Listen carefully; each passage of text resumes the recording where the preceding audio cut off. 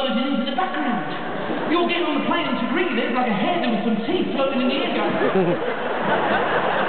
welcome to EasyJet! And have you tried the seats on these cheap airlines? Have you tried the seats? The captain comes over the tannoy and he goes, once we're in the air, you'll be able to kick back and relax. Yeah. Have you tried pressing that button in your armrest? Have you tried pressing that little button? Forget it. That's it. That's all you get. Kick back and fucking relax?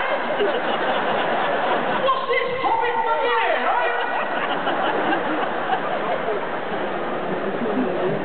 Because they always say that, don't they? When you come into land or you're going to crash, put the seat in the upright position. What? That's going to save my fucking life. Not only is this a shit amount of room, but now I'm 1 inch closer to the ground, the very thing is going to fucking kill me! In fact, you've got to crash to get more leg room!